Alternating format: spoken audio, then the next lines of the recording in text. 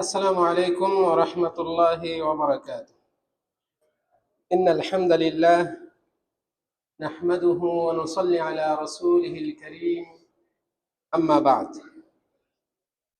সমস্ত প্রশংসা, সমস্ত গুণগান একমাত্র আল্লাহ রাব্বুল আলামিনের জন্য, যার অশেষ মেহেরবানিতে আমরা আজকে মসজিদে নববীতে জুমার সালাত আদায় করার তৌফিক পেয়েছি। যে মহান রব্বুল আলামিন আমাদের উপর নানাবিধ কল্যাণ ঢেলে দিয়েছেন, আমাদের উপর তার দয়া অনুগ্রহকে অবারিত রেখেছেন, আমাদেরকে অসংখ্য অগণিত নিয়ামত দান করেছেন। আলহামদুলিল্লাহ। দরুদ ও সালাম বর্ষণ হোক শেষ নবী, শ্রেষ্ঠ নবী মুহাম্মদ বিন আব্দুল্লাহ সাল্লাল্লাহু আলাইহি ওয়াসাল্লামের উপর, যিনি ছিলেন এই উম্মতের জন্য কল্যাণকামী, এই উম্মতকে সততার পথ দেখিয়েছেন, অসৎ কর্ম পরিত্যাগ করতে উদ্বুদ্ধ করে গিয়েছেন। আল্লাহ তাআলা তার উপর, তার পরিবারবর্গ এবং সকল সাহাবীর উপর শান্তি, রহমত ও বরকত নাজিল করুন, আল্লাহুম্মা আমিন। সম্মানিত বাংলা ভাষী মুসলিম বৃন্দ, আল্লাহ রাব্বুল আলামিনের প্রিয় বান্দাগণ, আমি আপনাদের সামনে আজকে মসজিদে নববীর মিম্বারে যে মহামূল্যবান খুতবা দেয়া হয়েছে, উক্ত খুতবার সংক্ষিপ্ত বঙ্গানুবাদ উপস্থাপন করব। ওয়ামা তৌফিকি ইল্লা বিল্লাহ। আজকে মসজিদে নববীর মিম্বারে যিনি খুতবা দিয়েছেন, অত্র মসজিদের সুযোগ্য ইমাম ও খতিব শেখ ডক্টর আব্দুল বারী বিন আওয়াজ আস-সুবাইতি হাফিজাহুল্লাহ। তিনি আমাদের সামনে যে বিষয়ে খুতবা দিয়েছেন সেটা হচ্ছে যে আমাদের নবী মুহাম্মদ সাল্লাল্লাহু আলাইহি ওয়াসাল্লামের সিরাতের কিছু অংশ, মানে রাসূল সাল্লাল্লাহু আলাইহি ওয়াসাল্লামের জীবনের অংশ বিশেষ আমাদের সামনে আজকের খুতবায় তুলে ধরেছেন। আমি উক্ত মহামূল্যবান খুতবার বঙ্গানুবাদ এক্ষুনি শুরু করছি। সম্মানিত খতিব সাহেব খুতবার শুরুতে আল্লাহ রাব্বুল আলামিনের প্রশংসা করেছেন, তারপরে নবী মুহাম্মদ সাল্লাল্লাহু আলাইহি ওয়াসাল্লামের উপর দরুদ ও সালাম পাঠ করেছেন, আমাদের সকলকেই আল্লাহর তাকওয়া অবলম্বন করতে উদ্বুদ্ধ করেছেন। এরপর তিনি মূল খুতবার শুরুতে বলছেন, সিরাতু মুহাম্মাদিন সাল্লাল্লাহু আলাইহি ওয়াসাল্লাম লাইসাত মুজাররাদু রিওয়ায়াতিন লিআহদাসিন মাদাত ওয়ালা সাফহাতিন তুতলা মিন কিতাবিত তারিখ। মুহাম্মদ সাল্লাল্লাহু আলাইহি ওয়াসাল্লামের সিরাত, জীবনী, এটা কেবল অতীত ঘটনা প্রবাহ নয় যেগুলো বর্ণনা করা হবে, এবং এগুলো শুধুমাত্র ইতিহাসের কিতাবে লিপিবদ্ধ বিষয়গুলো পৃষ্ঠা উল্টিয়ে শুধু পড়া হবে এতটুকুতেই সীমাবদ্ধ নয়, বরং নবী মুহাম্মদ সাল্লাল্লাহু আলাইহি ওয়াসাল্লামের সিরাত হচ্ছে এমন জীবন প্রবাহ যা রিসালাতকে পুনর্জীবিত করে, যা ব্যক্তি মানুষের হায়াতকে উদ্দীপিত করে, মানুষের হৃদয়গুলোকে সঞ্জীবিত করে, অন্ধকারে হেদায়েতের আলো দেখায় এবং একজন ব্যক্তিকে ফিতনার সময়ে বিচক্ষণতা, সঠিক সিদ্ধান্ত গ্রহণের উদ্বুদ্ধ করে, প্রেরণা যোগায়। রাসূল সাল্লাল্লাহু আলাইহি ওয়াসাল্লামের জীবনী, তার সিরাত হচ্ছে একটা যাত্রা, রিহলার ন্যায় একটা জার্নি, যে জার্নি শিক্ষায় পরিপূর্ণ, উপদেশে পরিপূর্ণ। তার জীবনীর শুরু তথা শৈশবকাল থেকে কবর পর্যন্ত, জীবনের শেষ মুহূর্ত পর্যন্ত। অনুরূপভাবে তিনি যে হেরা গুহায় একাকী ধ্যানে বসেছিলেন, যেখানে সর্বপ্রথম ওহী নাজিল হয়েছে, এই অবস্থা থেকে মদিনার মিম্বারে যে ইসলামের আলো এর ঘোষণা, ইসলামের ঘোষণা, রিসালাতের ঘোষণা প্রচার করা হয়েছে, সারা বিশ্বব্যাপী এই মদিনা থেকে ছড়িয়ে গিয়েছে এই পর্যন্ত। অনুরূপভাবে তার শৈশবকালের অনাথ অবস্থা, ইয়াতীম অবস্থা, যেখানে তিনি নানান রকমের বিরূপ অবস্থার সম্মুখীন হয়েছেন, এই অবস্থা থেকে তার রাষ্ট্রনায়ক হয়ে ওঠা, প্রভাবশালী হয়ে ওঠা পর্যন্ত এই সময়গুলো, এই মুহূর্তগুলো, এর ভেতরে যে ঘটনা বহুল বিষয়গুলো রয়েছে এগুলো। অনুরূপভাবে সর্বপ্রথম ওহির ডাক হিসেবে যে ইকরা বিসমি রাব্বিকাল্লাযী খালাক, এই আয়াতটি নাজিল হয়, এইখান থেকে শুরু করে তার জীবনের শেষ মুহূর্তে যে বাণী, যেখানে তিনি বলেছেন আসসালাহ আসসালাহ ওয়া মা মালাকাত আইমানুকুম, তোমরা সালাতকে গুরুত্ব দাও, সালাতের ব্যাপারে সংরক্ষণকারী হও এবং তোমাদের অধীনস্থ যারা রয়েছে তাদের হক পূর্ণভাবে আদায় করো। এই যে রাসূল সাল্লাল্লাহু আলাইহি ওয়াসাল্লামের শেষ ঘোষণা, মৃত্যুর আগের মুহূর্তে শেষ কথাটা, এর ভেতরে যা কিছু হয়েছে এগুলো সব রাসূল সাল্লাল্লাহু আলাইহি ওয়াসাল্লামের জীবনী এবং এগুলো সবই শিক্ষায় উপদেশে পরিপূর্ণ। খতিব সাহেবের পরে বলছেন ওলিদান নবী সাল্লাল্লাহু আলাইহি ওয়াসাল্লাম ইয়াতীমান, আমাদের নবী মুহাম্মদ সাল্লাল্লাহু আলাইহি ওয়াসাল্লাম ইয়াতীম অবস্থায় জন্মগ্রহণ করেছেন। কিন্তু এই যে ইয়াতীম তথা অনাথ অবস্থা, ইয়াতীম অবস্থা, এটা দুর্বলতা নয়। ইয়াতীম হলেই যে ব্যক্তি দুর্বল হয়ে যায়, বিষয়টি এমন নয়। যদিও শুরুতে জীবনের এই ইয়াতীম অবস্থায় নানান রকমের বঞ্চনার শিকার হতে হয়, পিতৃ স্নেহ থেকে, মাতৃ মমতা থেকে, আত্মীয় স্বজনদের মাঝে নানান রকমের কথা শোনা, এই জাতীয় বিষয়ে যদিও এই বঞ্চনার শিকার হতে হয়, কিন্তু তদুপরি এই অনাথ অবস্থা, ইয়াতীম অবস্থা প্রকৃতপক্ষে একটা ব্যক্তির জন্য তার মেধা বিকাশের প্রেরণা, তার ভিতরে কি যোগ্যতা রয়েছে সেটাকে ফুটিয়ে তোলার, প্রকাশ করার প্রেরণা যোগায়। আল্লাহ রাব্বুল আলামিনের উপর প্রথমে তাওয়াক্কুল করতে উদ্বুদ্ধ করে, তারপর নিজের ভিতরে যে যোগ্যতা রয়েছে, বিশ্বাস আস্থা আছে, এটার উপর নির্ভর করে প্রতিষ্ঠিত হওয়া শেখায় এই অনাথ অবস্থা। সম্মানিত দিনী ভাইয়েরা, আমরা যখন বিপদে পড়ি, আমাদের যখন আশপাশে কিছুই কোনো অবলম্বন না থাকে, তখন নিজের ভিতরে যে যোগ্যতা রয়েছে সেটাকে আমরা ফুটিয়ে তোলার চেষ্টা করি। ঠিক এই অনাথ অবস্থা, এটা আমাদেরকে ওই শিক্ষাই দেয়।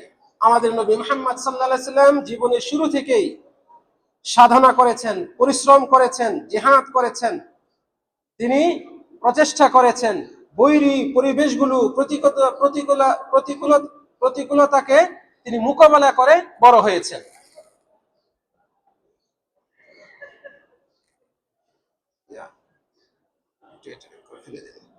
তো খতিব সাহেব বলছেন যে নবী মুহাম্মদ সাল্লাল্লাহু আলাইহি ওয়াসাল্লাম তিনি এইরকম বৈরী আবহাওয়াকে মোকাবেলা করে তবেই তিনি অগ্রসর হয়েছেন। তারপর যখন তিনি এক সময় এই এতিম অবস্থায় ছোট কালেই, শৈশবকালেই তিনি রাখালগিরি করেছেন, মেষ, তারপরে গরু ছাগল ইত্যাদি, এগুলো তিনি চড়িয়ে বেরিয়েছেন অল্প টাকার বিনিময়ে, এইভাবে তিনি জীবন ধারণ করেছেন। এরপর তিনি মক্কার অন্যতম বিখ্যাত এবং প্রভাবশালী ব্যবসায়ী খাদিজা রাদিয়াল্লাহু আনহা, তার অধীনে ব্যবসায়িক কার্যক্রম শুরু করেন, তার ব্যবসা দেখভাল করেন এবং এই ব্যবসা বাণিজ্যকে সম্প্রসারণের জন্য নানান উদ্যোগ গ্রহণ করেন, পূর্ণ বিশ্বস্ততার সাথে, পূর্ণ দায়িত্ববোধের সাথে।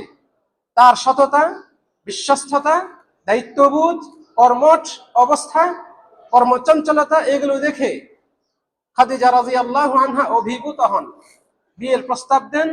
অবশেষে তাদের মধ্যে বিয়ে হয়। এর বিয়ের ভিত্তি ছিল রাসূল সাল্লাল্লাহু আলাইহি ওয়াসাল্লাম এবং খাদিজা রাদিয়াল্লাহু আনহার মাঝে, বিয়ের ভিত্তি ছিল এক নিরঙ্কুশ ভালোবাসা, নিষ্ঠাপূর্ণ, আন্তরিক, ত্রুটিমুক্ত ভালোবাসা, সততা এবং দ্বৈত সততা, উভয়ের মাঝেই যে সততা ছিল, এই সততাও তাদের এই বিয়ের একটা ভিত্তি ছিল।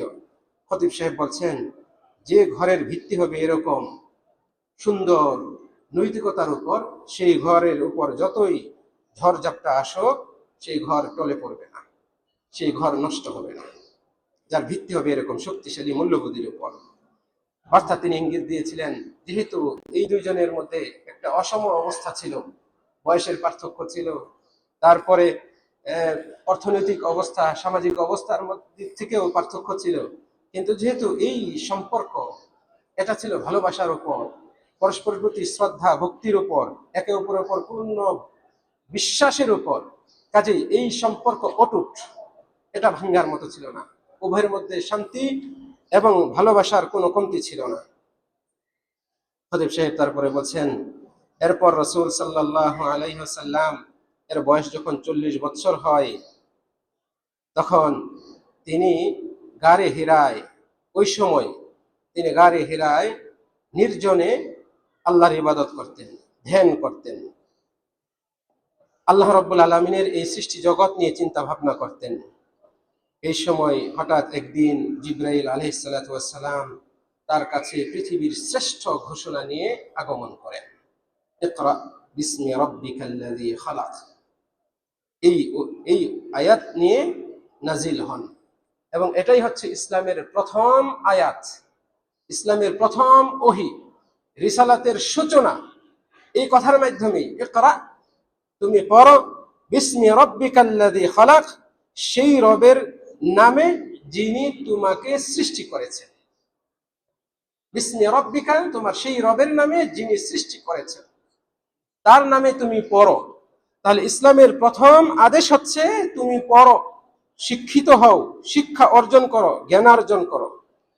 এটা এমন একটি আহ্বান যা শুধুমাত্র পাঠযোগ্য নয়, পাঠ করার বিষয় নয়, বরং এটা এই উম্মতকে, এই মুসলিম উম্মাহের জন্মের ঘোষণা, সূচনা লগ্ন, একটা উম্মতের সূচনা লগ্ন, তাদের জন্ম হয়েছে এই ঘোষণার মাধ্যমে। ফলে এই উম্মতের শিয়ার বা প্রতীক হচ্ছে রবের নামে, সৃষ্টিকর্তার নামে শিক্ষা অর্জন করা, যাতে করে এমন মানুষ তৈরি হয় যে মানুষ উপলব্ধি করতে পারবে, এমন বিবেক তৈরি হয় যে বিবেক চিন্তা ভাবনা করবে, গবেষণা করবে, এমন হৃদয় তৈরি হয় যে হৃদয় ঈমানে পরিপূর্ণ হবে। এই জন্য আল্লাহ রাব্বুল আলামিন ইসলামের দ্বীনের প্রথম ওহী নাজিল করে বলেছেন, ইকরা বিসমি রাব্বিকাল্লাযী খালাক, পড়ো তোমার রবের নামে যিনি সৃষ্টি করেছেন। সম্মানিত দিনী ভাইরা, খতিব সাহেব বলছেন যে তারপরে নবী মুহাম্মদ সাল্লাল্লাহু আলাইহি ওয়াসাল্লাম এই ওহী প্রথম আয়াতটি নাজিল হওয়ার পরে বাড়িতে চলে আসেন, ভয়ে বিহ্বল হয়ে, শরীর কাঁপছে, তিনি ভীত কম্পিত অবস্থায় বাড়িতে এসে তিনি তার স্ত্রীর কাছে বলেন, জাম্মিলুনি জাম্মিলুনি, আমাকে কাপড় দিয়ে পেঁচিয়ে দাও, আমাকে চাদর পরিয়ে দাও, আমার প্রচন্ড ভয় হচ্ছে, প্রচন্ড শীতে কাঁপছেন তিনি। তখন মা খাদিজা রাদিয়াল্লাহু আনহা তাকে কাপড় দেন, চাদর দিয়ে পেঁচিয়ে দেন এবং তাকে সান্ত্বনা দেন। এই সান্ত্বনা দিতে গিয়ে খাদিজা রাদিয়াল্লাহু আনহা যে কথা বলেছেন তা চিরকাল অমর হয়ে থাকবে। খতিব সাহেব বলছেন, তাই তিনি যে কথা বলছেন সেটা তার হৃদয়কে, নবী মুহাম্মদ সাল্লাল্লাহু আলাইহি সাল্লামের হৃদয়কে প্রশান্ত করলো, শান্তিতে ভরিয়ে দিল। একজন যোগ্য স্ত্রী যদি আপনার নসিবে মিলে, আপনি সবচেয়ে বেশি সান্ত্বনা পাবেন আপনার এই স্ত্রীর কাছ থেকে। এমন সান্ত্বনা বাণী সে শোনাবে, আপনার ভয় দূর হয়ে যাবে। এমন স্ত্রী ছিলেন খাদিজা রাদিয়াল্লাহু আনহা, আমাদের নবী মুহাম্মদ সাল্লাল্লাহু আলাইহি সাল্লামের জন্য।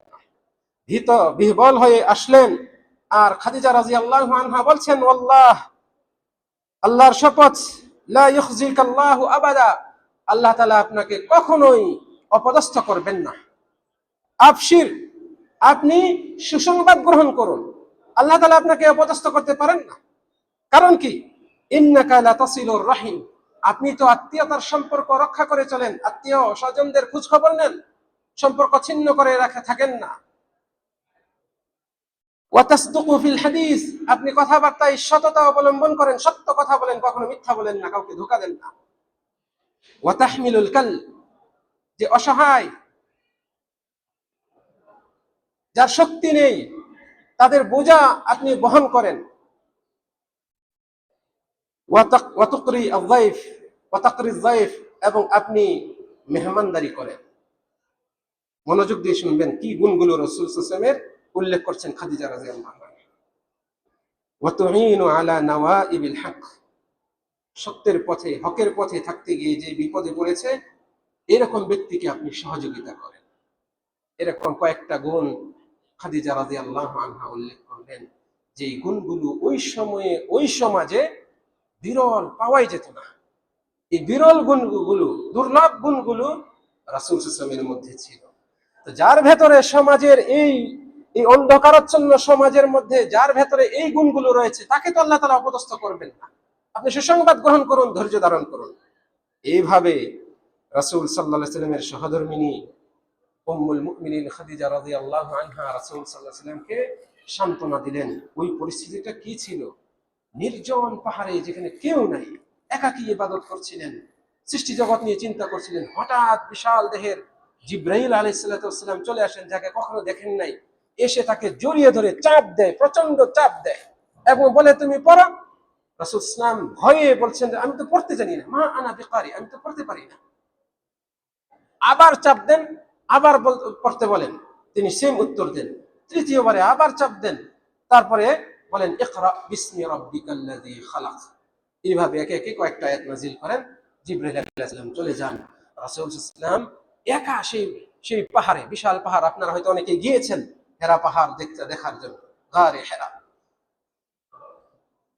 ভয়ে বিহ্বল হয়ে যান, দৌড়ে চলে আসেন বাড়িতে, কাঁপতে থাকেন, জ্বর এসে যায়, প্রচন্ড ঠান্ডা অনুভব করেন। এই সময় খাদিজা রাদিয়াল্লাহু আনহা এই কথাগুলো বলে রাসূল সাল্লাল্লাহু আলাইহি ওয়াসাল্লামকে সান্ত্বনা দেন। সম্মানিত দিনী ভাইয়েরা, খতিব সাহেব বলছেন, যে ব্যক্তির মধ্যে রাসূল সাল্লাল্লাহু আলাইহি ওয়াসাল্লামের এই আদর্শ থাকবে, যে ব্যক্তির মধ্যে এই নম্রতা, ভদ্রতা, সমাজের মানুষের উপকার করার মতো মন মানসিকতা, কার্যক্রম যার ভেতরে থাকবে, আল্লাহ রাব্বুল আলামিন তাকে এভাবে কোনোভাবেই অপদস্থ করবেন না, তার সম্মান বৃদ্ধি করবেন। এই রেজাল্ট এই উম্মতের যে কোনো ব্যক্তির জন্যই আল্লাহ রাব্বুল আলামিন রেখেছেন। খতিব সাহেব তারপরে বলছেন, আমাদের নবী মুহাম্মদ সাল্লাল্লাহু আলাইহি ওয়াসাল্লাম যেহেতু এর মাধ্যমে নবুয়ত রিসালাত লাভ করলেন, প্রথম ওহী নাজিল হয়, তার মানে তিনি নবী হয়ে গেলেন, আল্লাহ রাব্বুল আলামিনের পক্ষ থেকে রিসালাত লাভ করলেন। এখন তিনি আল্লাহর পথে দাওয়াত দিচ্ছেন।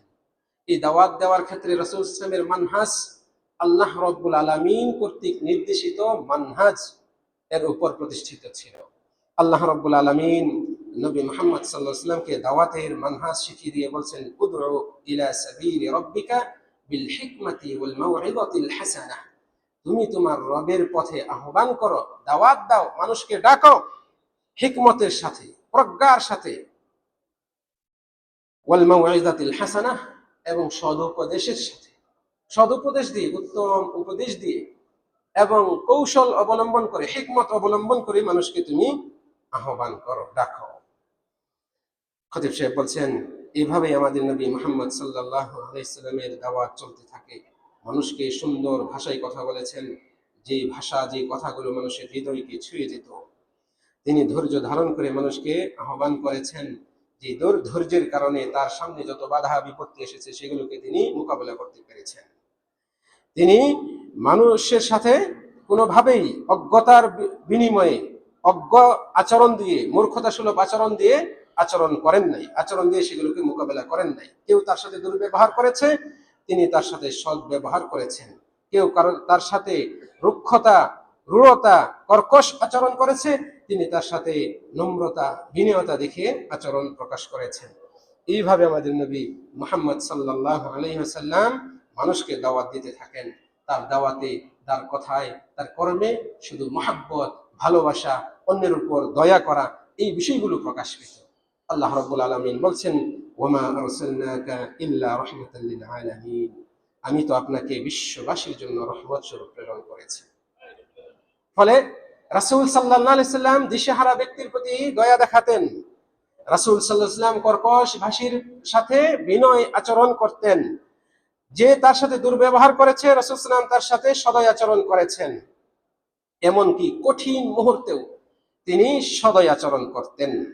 তিনি কখনোই অজ্ঞতার বিনিময়ে অজ্ঞতা দেখাতেন না। তিনি কখনোই মূর্খতা সুলভ আচরণের বিপরীতে ওই জাতীয় আচরণ করতেন না। তিনি কখনো কঠোরতার বিপরীতে কঠোরতা, রূঢ়তা দেখাতেন না। আমাদের সমাজে নানান রকমের আওয়াজ, স্লোগান দেখা দেয়। আমাদের সমাজে বহুবিধ ঝগড়া, মূর্খতা সুলভ আচরণ এবং বিবাদ আমরা লক্ষ্য করি।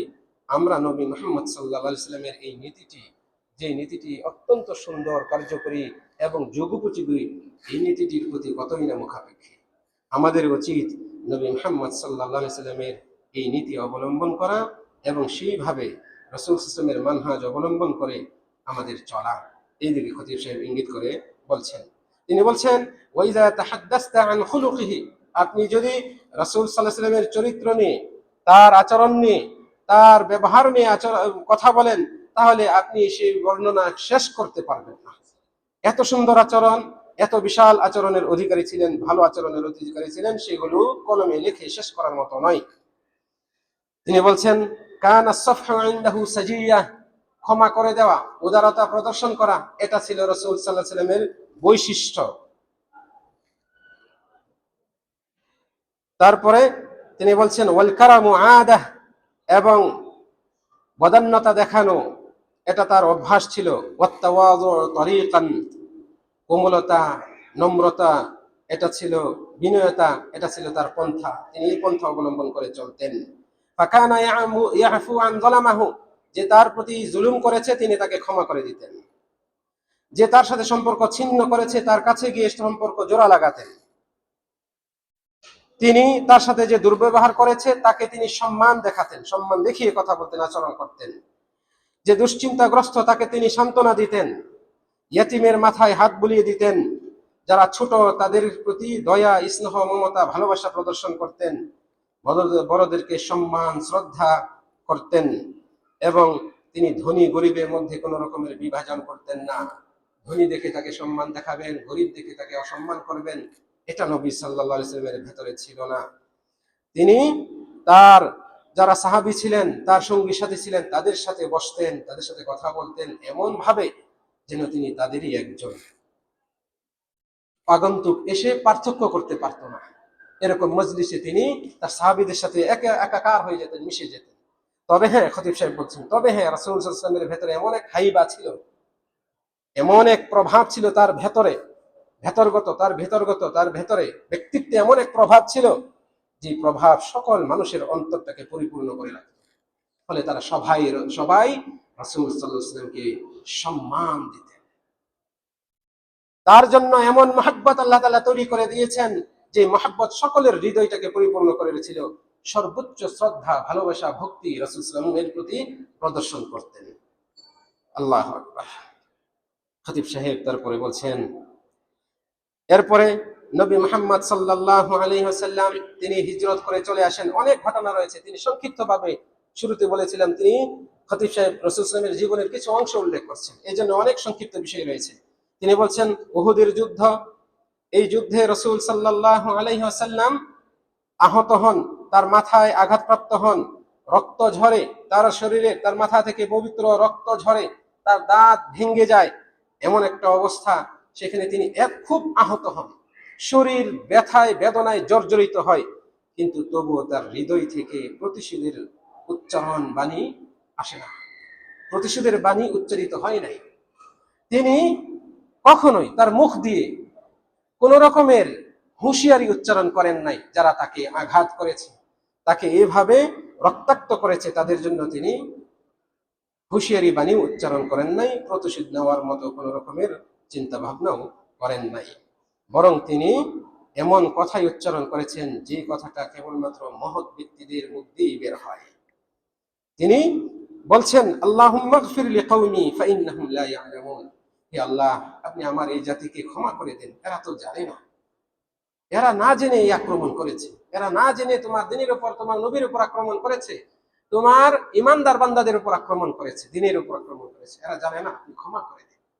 আল্লাহ, যে লোকগুলো আপনার দাঁত ভাঙবে, মাথা ভাঙবে, রক্তাক্ত করবে, আপনি তাদের জন্য আল্লাহর কাছে দোয়া করবেন, আল্লাহ তাদেরকে শাস্তি দিয়েন না। এরকম মানুষ পাওয়া একেবারে অসম্ভব প্রায় বর্তমান যুগে। আর সেই যুগে আরো অসম্ভব ছিল, সেই যুগে আরো অসম্ভব ছিল।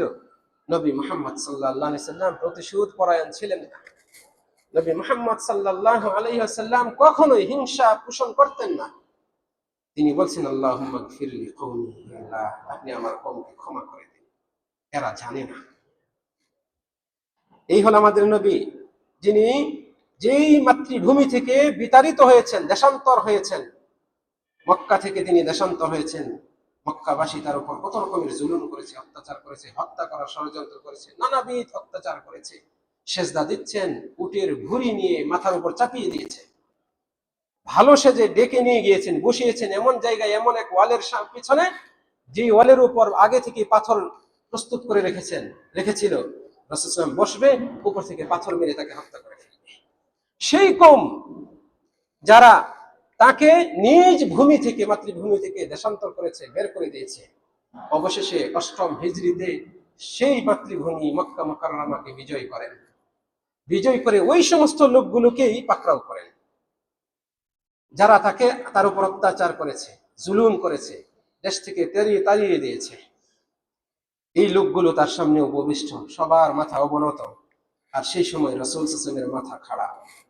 তিনি হচ্ছেন শাসক, তার হাতে পূর্ণ শক্তি রয়েছে। তিনি তার তরবারি উন্মুক্ত করেন নাই। তাদের উপর চাইলেই তিনি নির্যাতন বা শাস্তি দিতে পারতেন, তাদের অপরাধের শাস্তি দিতে পারতেন। তিনি তাদেরকে শাস্তি দেন নাই। তিনি তরবারি উন্মুক্ত না করে তিনি তার ক্ষমা, উদারতার বৈশিষ্ট্য গুণটাকে উন্মুক্ত করে দেন এবং তাদের সকলকে সাধারণ ক্ষমা ঘোষণা করে দিয়ে বলেন, লা তাসরিবা আলাইকুমুল ইয়াউম, আজকে তোমাদের উপর কোনো রকমের অভিযোগ নেই, তোমাদের উপর কোনো হুমকি ধমকি তিরস্কার কিছুই আমরা করব না, তোমাদের উপর কোনো রকমের প্রতিশোধ আমরা নেব না। ইয়াগফিরুল্লাহু লাকুম, আল্লাহ তোমাদেরকে ক্ষমা করে দিন। ওয়া হুয়া আরহামুর রাহিমিন, আর আল্লাহ পরম দয়ালু, আল্লাহ তোমাদেরকে ক্ষমা করে দিন। এইভাবে রাসূল সাল্লাল্লাহু আলাইহি ওয়াসাল্লাম সাধারণ ক্ষমা ঘোষণা করে দেন। যে লোকগুলো আপনাকে আপনার বাড়ি থেকে তাড়িয়ে দেয়, আপনাকে হত্যা করার জন্য ষড়যন্ত্র করে, আপনি সেই লোকগুলোর উপর প্রভাব বিস্তার করার পরে আপনি তাদেরকে ক্ষমা করে দিবেন, এই গুণটা কেমন উন্নত গুণ এবার চিন্তা করে দেখুন। আপনার নবী, আমার নবী, বিশ্ব নবী মুহাম্মদ সাল্লাল্লাহু আলাইহি সাল্লাম ছিলেন এমন গুণের অধিকারী। আমাদের নবী মুহাম্মদ সাল্লাল্লাহু আলাইহি ওয়াসাল্লাম সর্বদিক থেকে একজন মানুষের যে গুণগুলো থাকা উচিত, এরকম সকল শ্রেষ্ঠ গুণে গুণান্বিত ছিলেন। তিনি এমন রাষ্ট্রনায়ক ছিলেন যিনি রাষ্ট্রের মানুষগুলোকে উন্নত চরিত্রের উপর তাদেরকে গঠন করেছেন, সততার উপর তাদেরকে তিনি গঠন করেছেন। তিনি এমন রাষ্ট্রনায়ক ছিলেন যিনি তার উম্মতকে সৎ চরিত্রের উপর, সততার উপর, অন্যায়ের বিরুদ্ধে রুখে দাঁড়াতে উদ্বুদ্ধ করে ওই জাতি গঠন করেছেন। তিনি উন্নত সভ্যতার বীজ বপন করেছেন। নবী সাল্লাল্লাহু আলাইহি সাল্লাম পারিবারিকভাবে একজন শ্রেষ্ঠ স্বামী ছিলেন, যিনি পরিবারের কাজগুলো মহব্বতের সাথে এবং দায়িত্ববোধের সাথে আঞ্জাম দিতেন। আমরা জানি নবী মুহাম্মদ সাল্লাল্লাহু আলাইহি সাল্লাম স্বামী হিসেবে শ্রেষ্ঠ ছিলেন। স্ত্রীদেরকে পূর্ণ ভালোবাসতেন, স্ত্রীদেরকে পূর্ণ নিরাপত্তা দিতেন, তাদেরকে পূর্ণ সম্মান করতেন। তিনি পরিবারের কাজে সহযোগিতা করতেন, রান্না বান্নার কাজেও সহযোগিতা করতেন, ঘরের কাজেও সহযোগিতা করতেন। আজান হলে সেই কাজ ফেলে দিয়ে আবার মসজিদেও চলে আসতেন। এমন ছিলেন তিনি পরিবারের অভিভাবক হিসেবে। আমাদের নবী মুহাম্মদ সাল্লাল্লাহু আলাইহি ওয়াসাল্লাম একজন মানুষ হিসেবে, আল্লাহর বান্দা হিসেবে শুকরগুজার বান্দা ছিলেন। তিনি রাতের গভীরে আল্লাহর দরবারে সেজদায় লুটিয়ে পড়তেন, দীর্ঘক্ষণ দাঁড়িয়ে কোরআন তেলাওয়াত করতেন, কিয়াম করতেন, দুটা পা ফুলে যেত, এরকম ছিলেন তিনি। একাধারে যেমন সমাজ সংস্কারও ছিলেন, সমাজের রোগ ব্যাধিগুলো, সমস্যাগুলো সমাধানে তিনি প্রচেষ্টা করেছেন এবং সমাজকে দুর্নীতি মুক্ত করতে, অন্যায় মুক্ত করতে, বৈষম্য বিরোধী উদ্যোগ গ্রহণ করতে তিনি পূর্ণ সফল ছিলেন, সচেষ্ট ছিলেন। আল্লাহ রাব্বুল আলামিন এইভাবে আমাদের নবী মুহাম্মদ সাল্লাল্লাহু আলাইহি সাল্লামকে পূর্ণ মানবীয় উন্নত গুণ দিয়ে প্রেরণ করেছিলেন। বিদায় হজ্জের সময় আমাদের নবী মুহাম্মদ সাল্লাল্লাহু আলাইহি ওয়াসাল্লাম আরাফার ময়দানে দাঁড়ান এবং চিরস্মরণীয়, অবিস্মরণীয়, অমর একটি খুতবা দেন, ভাষণ দেন, যেই ভাষণে এই মানব জাতির সভ্যতা রচিত হয়েছে। এই মানব জাতির সুষম বন্টন যেন তাদের মাঝে প্রতিষ্ঠিত হয়, তাদের ভেতরে যেন ন্যায় শৃঙ্খলার বীজ বপন হয়, সেই উপাদানগুলো তার এই মূল ভাষণে ছিল। নবী মুহাম্মদ সাল্লাল্লাহু আলাইহি ওয়াসাল্লাম এই ভাষণে সাম্যের ডাক দেন, সমাজে অন্যায়, অশ্লীলতা এবং বেহায়াপনা যেন না থাকে সেই ব্যাপারে তিনি সতর্ক করেন। সমাজে মানুষের মধ্যে যেন অন্যায় ভিত্তিতে, বেইনসাফের ভিত্তিতে কোন রকমের বৈষম্য না থাকে, তারতম্য না থাকে। ধন সম্পদের কারণে, সামাজিক স্ট্যাটাস বা পারিবারিক পরিচয়ের কারণে, অথবা শক্তি সামর্থ্য থাকার কারণে যেন সমাজের মানুষের মধ্যে কোন রকমের বৈষম্য না থাকে, এই ব্যাপারে রাসূল সাল্লাল্লাহু আলাইহি ওয়াসাল্লাম কঠোর হুঁশিয়ারি বাণী উচ্চারণ করেন এবং মানুষের মধ্যে ভেদাভেদের বা বৈষম্যের ইলাহি ঐশিক মানদণ্ড তিনি উপস্থাপন করেন। মানুষের মধ্যে ভেদাভেদ বা বৈষম্য বলতে উদ্দেশ্য হচ্ছে কে সম্মানী, কে সম্মানের দিক থেকে নিচু, এটার মানদণ্ড একটাই বলে তিনি উল্লেখ করেন, আর সেটা হচ্ছে যে তাকওয়ার ভিত্তিতেই সম্মানী অসম্মানী এটা নির্ধারিত হবে। এটা রাসূল সাল্লাল্লাহু আলাইহি ওয়াসাল্লাম ঘোষণা দিয়ে দেন।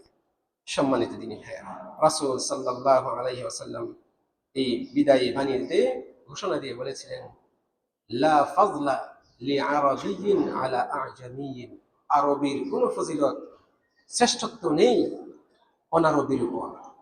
অনারবীর কোন শ্রেষ্ঠত্ব নেই আরবীর উপর। শ্বেতাঙ্গের, সাদা চামড়ার মানুষের কোন শ্রেষ্ঠত্ব নেই কৃষ্ণাঙ্গ, কালো চামড়ার মানুষের উপর।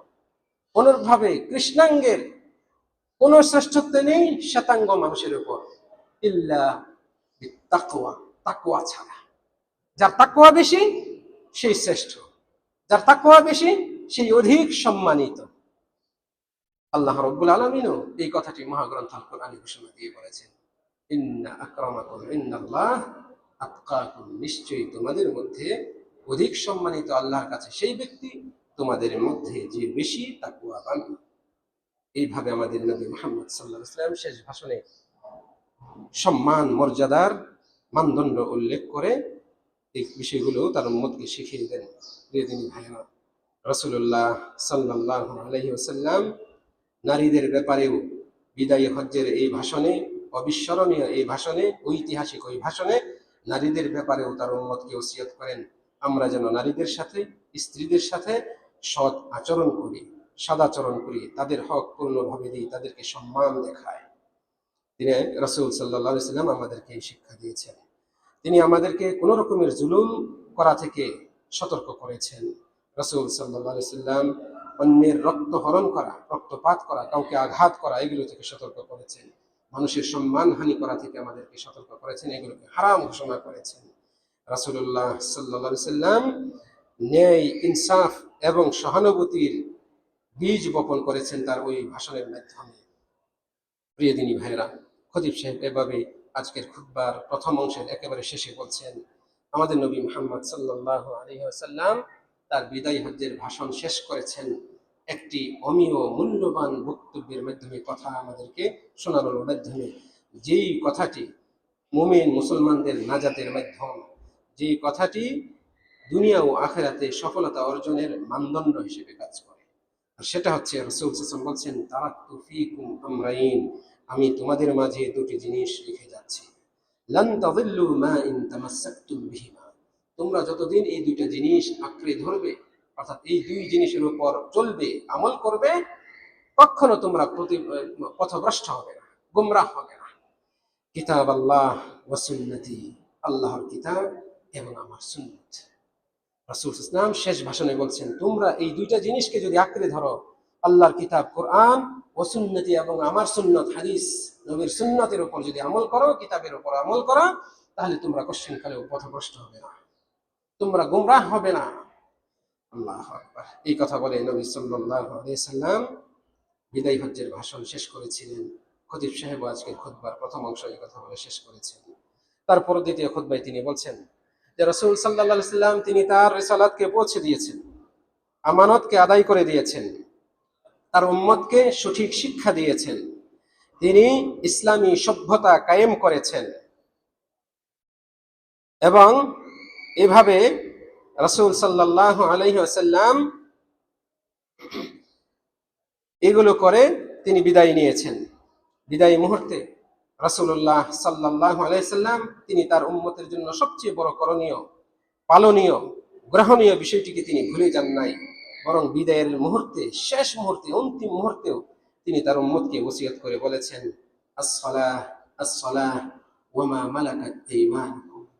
সালাত, তোমরা নামাজকে গুরুত্ব দাও, নামাজকে হেফাজত করো, আর তোমাদের অধীনস্থ যারা রয়েছে, কর্মচারী, দাস দাসী, গৃহকর্মী, গৃহকর্ত্রী, তোমরা তাদের ব্যাপারে সচেতন হও, সতর্ক হও, তাদের হক পূর্ণভাবে আদায় করো। এই কথাটা ছিল রাসূল সাল্লাল্লাহু আলাইহি ওয়াসাল্লামের শেষ কথা। মৃত্যুর আগ মুহূর্তে তিনি এই কথা বলেছেন। সম্মানিত দিনী ভাইয়েরা, রাসূলুল্লাহ সাল্লাল্লাহু আলাইহি ওয়াসাল্লাম মৃত্যুর আগে এই শেষ মুহূর্তে তিনি দুজন সাহাবীর কাঁধে ভর দিয়ে বের হয়েছেন। তিনি তার সাহাবাদের দিকে তাকিয়েছেন, যারা মসজিদে উপস্থিত ছিল, অত্যন্ত গভীর ভালোবাসার সাথে কি যেন চিন্তা করছেন। এই চিন্তা নিয়ে তিনি সাহাবীদের দিকে তাকিয়েছেন। তার এই তাকানো, তার এই পর্যবেক্ষণ পূর্ণ মহব্বতের সাথে ছিল, যেন প্রত্যেকের হৃদয়ে ছুঁয়ে গিয়েছে তার এই তাকানো। রাসূল সাল্লাল্লাহু আলাইহি ওয়াসাল্লাম এইভাবে তার শেষ সময়ে তিনি সাহাবীদেরকে দেখে এসে, মসজিদ থেকে বের হয়ে এসে, তারপরে আয়েশা রাদিয়াল্লাহু আনহার হুজরায় যান। আয়েশা রাদিয়াল্লাহু আনহা কোলে বুকে মাথা রেখে সেখানেই তিনি শেষ নিঃশ্বাস ত্যাগ করেন। ইন্না লিল্লাহি ওয়া ইন্না ইলাইহি রাজিউন। রাসূল সাল্লাল্লাহু আলাইহি ওয়াসাল্লাম শেষ নিঃশ্বাস ত্যাগ করেন। শেষ নিঃশ্বাস ত্যাগ করার আগ মুহূর্তে তার এই কথা ছিল, যেটা একটু আগে উল্লেখ করলাম, আস-সালাহ আস-সালাহ ওয়া মা মালাকাত আইমানুকুম। খতিব সাহেব বলছেন, রাসূলুল্লাহ সাল্লাল্লাহু আলাইহি ওয়াসাল্লামের দেহ থেকে আত্মা আলাদা হয়ে যায়। দেহ থেকে আত্মা আলাদা হয়ে যায়, কিন্তু রাসূল সাল্লাল্লাহু আলাইহি ওয়াসাল্লামের পদাঙ্ক থেকে যায়। রাসূল সাল্লাল্লাহু আলাইহি ওয়াসাল্লামের পদাঙ্ক রয়ে গিয়েছে, তার সুন্নত রয়ে গিয়েছে, তার কর্ম রয়ে গিয়েছে, তার উপদেশ বাণী রয়েছে। তিনি যে বিষয় নিয়েছেন, যে রিসালাত নিয়ে এসেছেন, সেগুলো রয়েছে। তিনি যে আমানত নিয়ে এসেছেন, সেই আমানত এই উম্মতের ঘাড়ে এখনো রয়েছে।